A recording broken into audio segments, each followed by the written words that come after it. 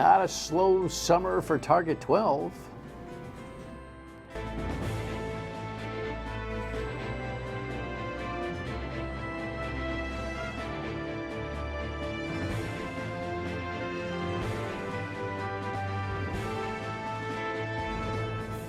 The Dan York State of Mind program is brought to you in part by Lookout Rhode Island and Taco Comfort Solutions.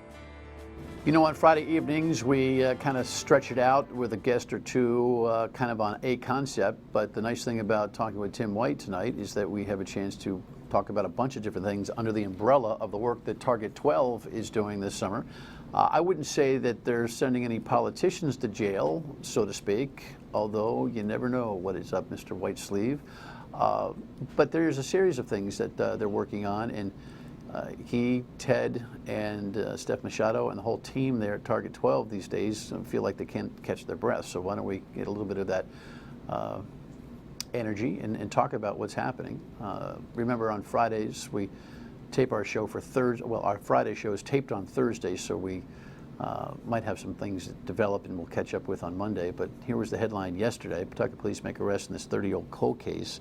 I mean, this is not an investigation that Target 12 organically owns, but it's certainly something that you've been following for quite some time, right? Yeah, I mean, this is a long-running cold case, 1988, sad story. 10-year-old Christine Cole was running an errand for her mom in Pawtucket. They lived on West Avenue. She went to the corner market for milk and clams, was what mom sent her out to get. She disappeared. 54 days later, her body washes up at Connecticut Point Park.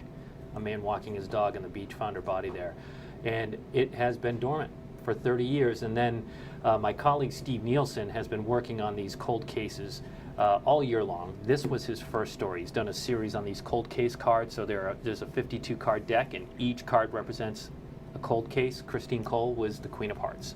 And DNA led, what we know at this point is DNA led police, Pawtucket police, to their suspect. What we know about him. Well, tell me about the Steve Nielsen project. Sure. And I'm asking from complete naivete. Did that story air? The story aired. It aired. Don't hold me to this. I think it aired in February. Okay. So did that by any chance inspire? You know, a refocus on the part of investigators? We don't know what led investigators to new DNA evidence. Did someone come forward with new information after seeing Steve's story? We just don't have that yet. But the idea Steve had was, they have these cards, and a lot of the cards, I don't know if you know the concept, but you're in prison. They give you these cards so you can play solitaire, you can play poker with your buddies, and they have murder victims on there. And there might be someone who maybe wants to shorten their prison sentence that might know something about the Jack of Spades or something and come forward. So that is the concept on those, and Steve had the idea of, you know what, every week I'm going to do a story, 52 cards, 52 weeks in a year, I'm going to do a story on each and every cold case. A few months after his first one, this one is coming to So what front. did they tell us? Again, that you might see more developments. Target 12 doesn't sit around, right? But our conversation's being recorded on Thursday afternoon for this Friday viewing. But at our press time, what do we have? So what we have is 59-year-old Yao Montero was arrested midnight on Thursday at Cintas in Cumberland, Rhode Island, where he was employed. My job, Steve is on the main story. My job today is, what do we know about this guy? And I came up to your studio here fresh off digging into the background of Yao Montero. This isn't his first brush with the law, but nothing that was obviously as serious as being accused of murder. He has some domestic violence charges on there. He has some DUI offenses on there. But what we want to know is, all right, geez, what led them to obtain a swab of his DNA? Why did they think after 30 years he was the guy? So do the math. 30 years ago, he was 59. He would have been 29 years old at the time of that crime. The other thing we're looking at is a lot of people, Dan, I don't know if you remember this one, from the same time, a 7-year-old girl named Michelle Norris was murdered in Central Falls, just over the border. That remains unsolved. That was one of Steve's cold case stories that he did earlier this year, and a lot of people link those two crimes. Police haven't done that yet in this case. So he has this Yao Montero has not been charged with Michelle Norris, but boy, is that on the radar screen that you have this case here coming to a head. Christine Cole, again, Montero's only accused. Their chronological proximity was what? Several, I think 4 months apart, wow. I think is right. But it's close enough where there was, there was a lot of overlap there and a lot of concern. So, it's just, we see cases across the country, when people enter their DNA into 23andMe or whatever it might be, that these cases are being solved. That is not the indication that's how this case is being solved, but the point is... Is that the case? I didn't realize that. So when everyone's getting the Christmas gift, it's, check our ancestry. And does that, when you do that, are you, and believe me, I'm not worried about the criminals risking being investigated, so it's not like I'm saying, be careful. But what happens when you do that? Does it become a public accessible piece of data? Yes, certain companies will share that information with law enforcement. They disclose that. And then there is one group, and I can't remember the name, they take all the DNA from the different organizations, 23andMe and name the other ones, I can't remember, and they pull that all together into one database. And if they have DNA from a crime, they can then see if there's a relative match. And that's how a lot of these cases are now getting solved. They might not get the guy, but they'll get the guy's uncle. And then that will be the thread that they pull through the family tree to get to the person. That is scientifically fascinating. Isn't it amazing? Yeah, there's a trial in California going on right now, the first trial using this as evidence. The defendant was a police officer way back, and they believe he did a series of murders and rapes in California. It was a huge case, and they got to him through DNA using genealogy. They waited outside his house until he threw out his trash. They got DNA from a cup or something, or a bottle of water, and then they ran that into the database, and that's how they found family members. I wonder, not to get off track here, and I don't know the specifics, but I love talking about this stuff. But I'm thinking about the Tulsa, Oklahoma situation where that gentleman was released yesterday after near 28 years in jail, accused of a murder that he did not commit, and walked out yesterday. I don't know the specifics of that case either, other than to see the headline and the joy the family was experiencing in him coming out. But I wonder if with all this DNA prosecutorial aid expansion, will there be a defense application for? There already is. But I mean, but an active pursuit of doubling back on, God forbid, victims, deceased, those who have been injured, and redoubling back on cases that have resulted in convictions perhaps years and decades ago to see if there's any kind of connection there. Because back in that day, DNA was not the substantive component for conviction. It was fingerprints. Right. It was fingerprints was the technology, but evidence is held onto. I think the disadvantage people have that are already convicted is a lot of times, unless it's going through the appellate system, a lot of times that evidence kind of disappears when a case has been closed and solved. The cold cases, the ones that are open, they still might have samples of skin under a fingernail or other DNA evidence from the crime. They've exhumed bodies and taken DNA off of murder victims there, so they can. It does go both ways. They can go after somebody, and it is also, we just saw it in Massachusetts, it's being used to set people free. So did the investigators, did the police describe any kind of circumstantial evidence that supports their arrest in addition to the DNA match? Like, we know he was around, relationship stuff or anything like that? So as you and I are talking right now, Yao Montero is in Providence District Court. That's where Steve Campbell is. He's being arraigned, and traditionally and this is kind of cool, the prosecutor will lay out the case that they have, or at least. By the way, Steve Nielsen married to Susan Campbell. That's right. Yes. We have a couple. Did I miss something? Did he take her name? No. No. What did I say? You said Steve Campbell. Did I really? Oh my gosh, that's so funny. I want to clear up whatever turbulence can occur in the newsroom over that one. Anyway, but you were saying Steve Nielsen Have you is met in my court. colleague Ted Kalunian?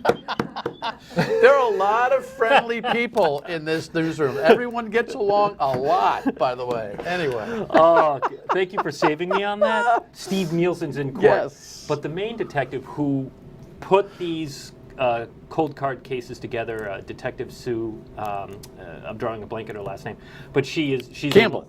She is handling the arraignment, but as we speak, a lot of the details that you're talking about are probably being spoken in open. I would imagine that the DNA is supportive of that which has to be a case laid out.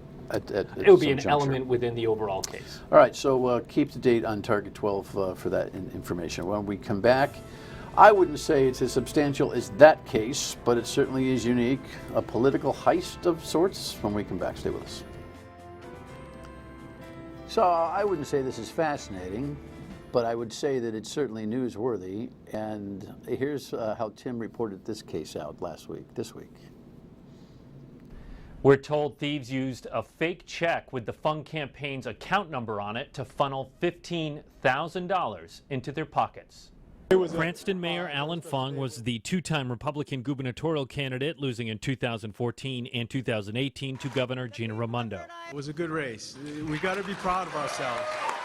But one fat check cut from the Fung account last month had nothing to do with campaign expenses. Fung's wife and campaign treasurer Barbara Ann Fenton spotted a $15,000 shortfall. Investigators believe the bad guys created a fake check to siphon the funds. Here's the timeline. Thieves stole the money on June 18th. The campaign spotted the missing cash on June 23rd. The state police launched an investigation on June 24th. Colonel James Manny says they discovered the theft occurred in New York and contacted law enforcement there. Fenton said in an email, "The New York State Police are currently treating this as an ongoing investigation, and we are in contact with them." Fenton says the bank handling the account, Washington Trust, reimbursed the campaign for the missing funds. A spokesperson for the New York State Police tells me they continue to track leads in this case, but no arrests have been made yet. No, what do you mean it's not fascinating? It's bizarre. You got to give it that, right? It's not fascinating, but it's worth a story. What kind of analysis is that? Well, my point is that I don't know. The thing reeks of come on, man. It just reeks of come on, man. A fake check. Right. So who would think to access it? This is not an electronic ripoff. This is not the bank saying, "Oh my gosh, we were infiltrated from the back door." It's more of like a check kiting kind of a thing. And where they... What was the substance of the check? Was it ripped from the checkbook of the political campaign? So my understanding is what the thieves did is they took the check number and the routing number off the bottom of a check. How they got it, I have no idea. They generated a fake version, and then they deposited that money or wrote it out to cash. Either way, I don't know. But it was a one-time transaction of $15,000, which any good thief will tell you that's a mistake. You got to do it in increments under $10,000 so it doesn't flag it to the federal government. My sense is, and in talking to law enforcement sources, that the theft happened in New York State, but I think it's really coming from overseas, I think is what we're going to learn. And I don't think we'll ever see an arrest in this case. I think this is going to be one of those, kind of Prince of Uganda scams. Well, it happened in New York like State that. because it was cashed in New York State. That's right. That's where the money was cashed or deposited, was in New York State. So that's where the theft occurred. So that's why the case there. All right. So is it so I'm trying to figure out, now the bank reimbursed the money. Right away, So the like bank a day later. So the bank took responsibility for it. That's right. That's like if your credit card gets ripped off, they reimburse you. So this was not so this is a facsimile that was created off the data of the checking account. That's right. In general, experts would say that any other check issued that gets into the wrong hands.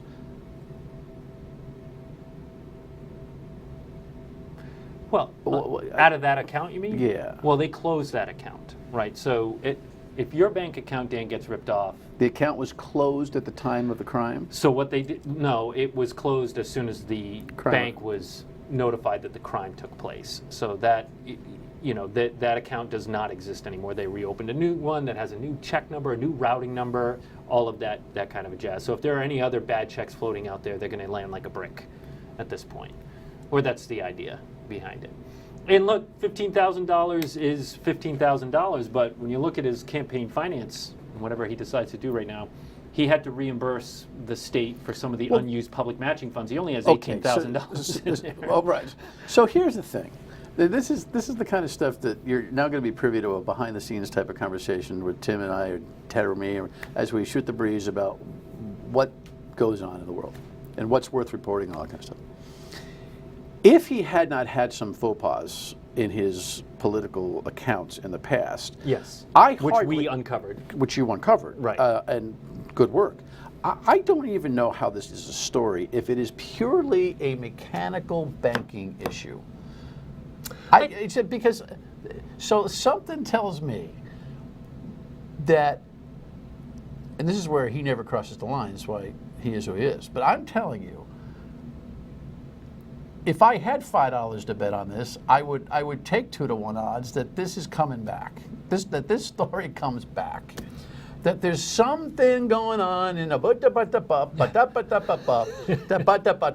that's technical. But is there a in your instinct which causes you to put a Target 12 label on this story, which really is of a very 15 grand is no small dough, but it's a very pedestrian problem in the banking world today with people trying to, cram into accounts and everything else. But you know what's of interest? Look, You know what I'm I get asking. where you're getting. Look, we get a tip, and we're like, okay, either. But the how do you Feds- get a tip on this? So someone emailed Target 12 and said, hey, there's a problem with Alan Fung's campaign account, and it's very vague, and so well, let's check that. Either the Feds kicked in the door at the Board of Elections, or it's something like happened here, which I admit is much, much lower. He's a household name in Rhode Island. Alan Fung. He ran twice and lost for governor. He's the mayor of Cranston, the leading Republican in the state. Household name. I also had the thought in our discussion in Target 12 was, well, if Alan Fung got ripped off and his campaign got ripped off, let's do the story because other campaigns might have got. This might be a whole kind of scam alone. That campaign accounts are vulnerable, and clearly Alan Fung's was. So I never even thought of that. Let's do the story, and who knows, maybe the Raimondo campaign got ripped off, and maybe the Alorza campaign, so we have not heard that. But that, was one of the thinking is let's throw it out there and see what else we can get from that. So we'll see.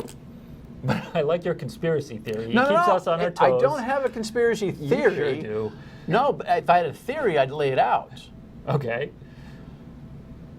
You have a gut. But my gut tells me that there's going to be 3 days, 3 weeks, 3 months, not 3 years. Tim White, Target 12 investigating follow-up.